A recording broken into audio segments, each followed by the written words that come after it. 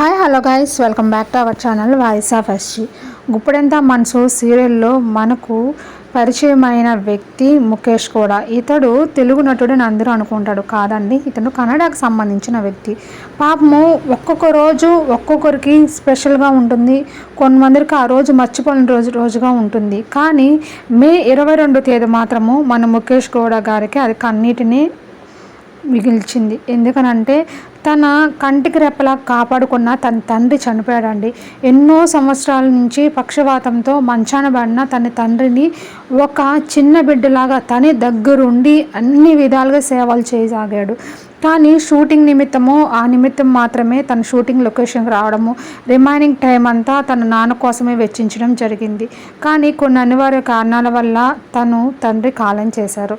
So guys, ఈ విధంగా ముఖేష్ గౌడ సార్కి ఈరోజు మే 22 అనేది ఒక తీవ్రమైన విషాదాన్ని మిగిల్చింది. మీరేమంటారు గైస్? ఇది జరిగి 1 సంవత్సరం అయినా కానీ నేను ప్రతి రిషి సార్ విషయాన్ని మీతో షేర్ చేసుకుంటాను, కానీ దాని దుఃఖాన్ని కూడా మనం షేర్ చేసుకోవాలి కదండి.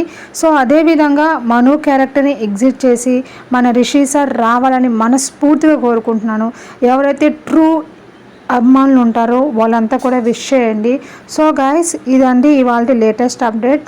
సో ఇవాళ మన ముఖేష్ గౌడ సారు తను ఆ మనోవేదన నుంచి త్వరగా బయటపడాలని, వాళ్ళ నాన్నకే ఆత్మశాంతి చేకూర్చాలని చెప్పి మనస్ఫూర్తిగా కోరుకుంటున్నారు. మీ అభిప్రాయాన్ని మీరు కూడా కామెంట్ రూపంలో తెలియజేయండి గైస్. మరిన్ని ఇలాంటి లేటెస్ట్ అప్డేట్స్ కోసం మీరు ఏం చేయాలో తెలుసు కదా, ఫాలో అవర్ ఛానల్.